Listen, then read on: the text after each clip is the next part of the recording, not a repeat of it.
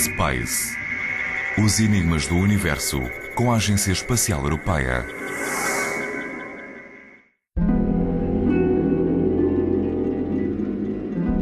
O espaço, a nossa última fronteira. O meio é mágico e ilimitado, mas é também um ambiente hostil, sujeito a todas as adversidades.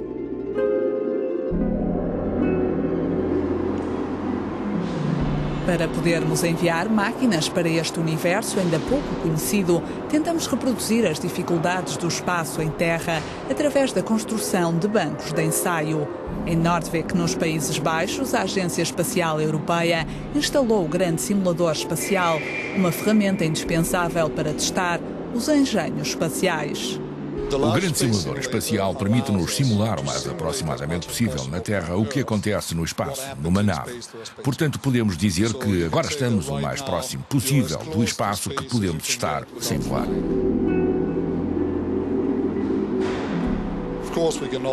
Claro que não podemos simular a microgravidade, mas podemos simular o ambiente térmico e o vácuo do espaço e as diferentes visões do Sol. Graças a potentes fontes luminosas e a um jogo complexo de espelhos, podemos reproduzir in vitro as diferentes fases do Sol e a influência das radiações no engenho espacial, testado no interior do simulador. Isto não é suficiente quando temos uma nova tecnologia. Para assegurar que esta tecnologia funcionará de facto como anunciado, é preciso estar realmente em órbita. E é aí que entram os microsatélites que estamos a usar, a série Proba. Eles ajudam-nos a obter a validação final para uma tecnologia. O primeiro Proba foi concebido antes de tudo como um pequeno satélite de teste em órbita. Relativamente barato, o aspecto e as dimensões fazem lembrar uma máquina de lavar coberta por painéis solares. Há 10 anos, o Proba 1 partia a bordo de um lançador indiano, o PSVL, em direção à sua órbita polar, a 600 km de altitude. Tinha como objetivos registar as radiações existentes na sua órbita e testar uma nova geração de satélites. Estava previsto que a missão durasse 2 anos, mas ainda hoje continua. No caso do Proba 1, que deu o nome à série, foi a autonomia em órbita do satélite em si mesmo. Depois fizemos uma proposta, dizendo que queríamos tentar isto. Esta é a nave espacial em que vamos fazê-lo e perguntando quem é que quer usá-la para uma missão científica. Portanto, foi aproveitada a oportunidade. Algumas fotos do Proba 1. À missão primária de testes foi acrescentada uma missão científica de observação fotográfica da Terra. As fotos não têm a alta resolução das obtidas por grandes satélites que operam na óptica, mas nem por isso são menos úteis. Permitem um grande número de aplicações através da utilização de filtros em diversos comprimentos de onda. O Proba 1 começou em 1998, mas a tecnologia evolui e o que demonstramos tem já 13 anos. Não evolui tão rapidamente como os telemóveis, mas a tecnologia avança, por conseguinte a plataforma também, os mesmos princípios, o mesmo tamanho, a mesma massa, mas o que compõe a plataforma é mais avançado a cada ano que passa. Combinado com o SMOS, um outro satélite de observação da ESA, o segundo Proba foi lançado em 2009 por um novo foguetão Rokot, a partir do cosmódromo russo de Plesetsk. Seguindo a mesma filosofia, a missão principal de teste tecnológico de uma nova geração de painéis solares foi acompanhada por uma missão de caráter científico. Como o satélite deve estar sempre de frente para o Sol, aproveita-se para observá-lo. É o trabalho do SWOP e do LIRA, 2 instrumentos científicos a bordo.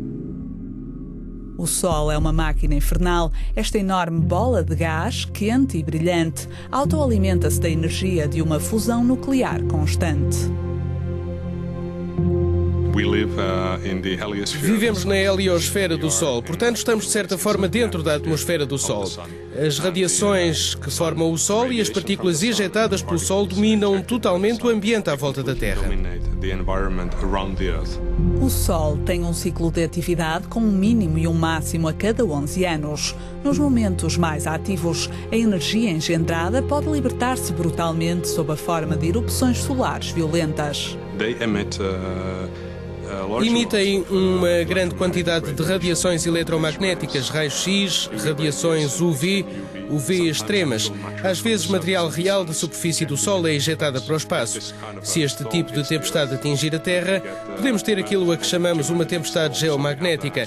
Portanto, temos algumas partículas a penetrar no campo magnético e um dos resultados disso são as bonitas auroras que podem ser vistas no norte da Europa.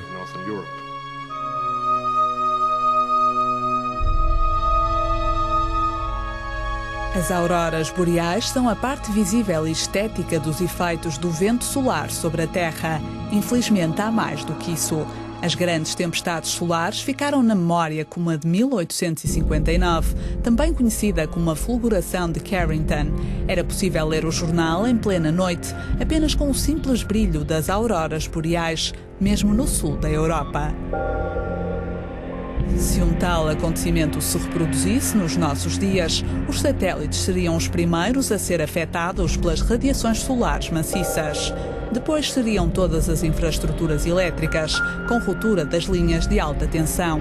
Todos os meios de transporte, a começar pelo avião, seriam forçados a parar. O mundo atual depende tanto dos satélites e da energia que o caos seria total. Estas grandes tempestades solares, ou supertempestades, como são às vezes chamadas, são acontecimentos isolados, não estão diretamente relacionadas com o ciclo solar e é por isso que, basicamente, neste momento não temos nenhuma razão para esperar que um acontecimento semelhante aconteça em 2013, quando está previsto o novo máximo solar.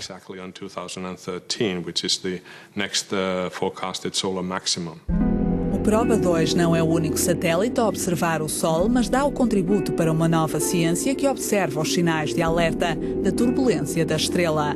A meteorologia do espaço já permite detectar os sinais de alerta de tempestades magnéticas com um atraso de cerca de 2 dias, o que permite tomar medidas de proteção.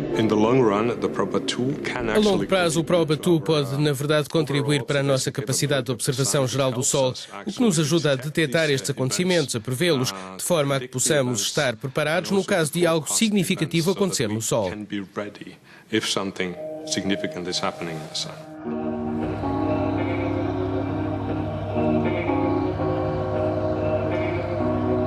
Grandes antenas satélites contrastam com a atmosférica bucólica das Ardenas belgas. É esta estação de monitoramento que a ESA opera em Redou. Ela realiza missões de telecomunicações e acolhe centros de controlo de missões espaciais, como os dos dois Proba.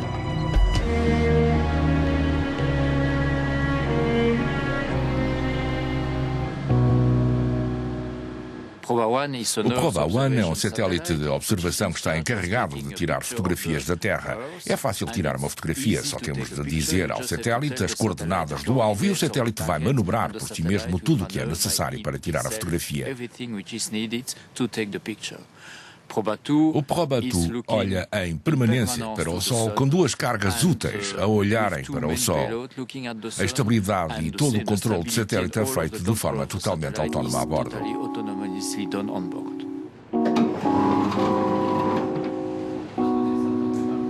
É deste centro de controlo que saem as instruções para as manobras dos satélites que visam realizar as tarefas pretendidas pelas equipas científicas. É também aqui que chegam os milhões de dados recolhidos pelos instrumentos a bordo. Os dados são, em seguida, retransmitidos ao utilizador final, neste caso o Observatório Real da Bélgica, que concebeu e opera o SWOP e o LIRA, os instrumentos de observação solar do Proba 2. Os operadores e os analistas encarregam-se de tornar legível o material informático bruto transmitido por Redou e de o analisar para que possa ser explorado e interpretado pelos cientistas.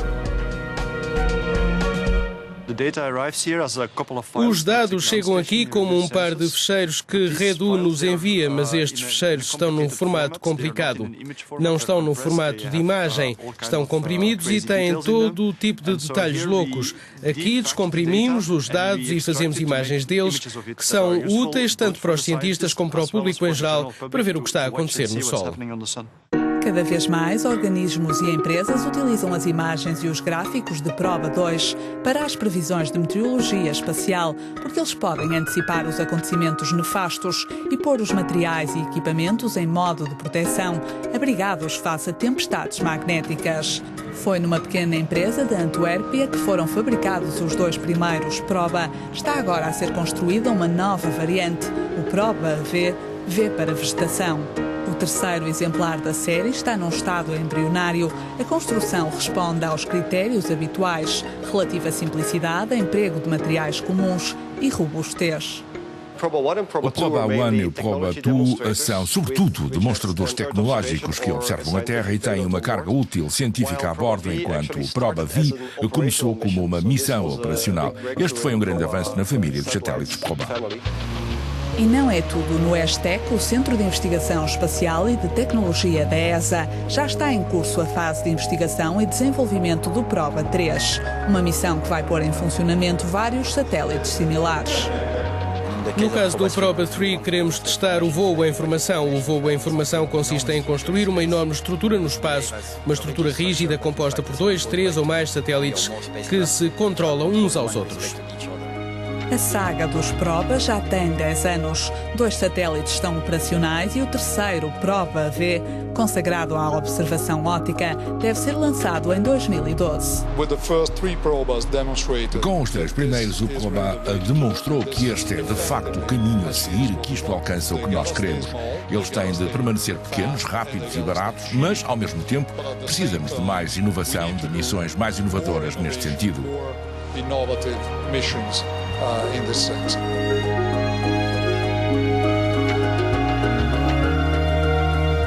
Há quem chama aos Proba as máquinas de lavar do espaço. A very useful washing machine, yes.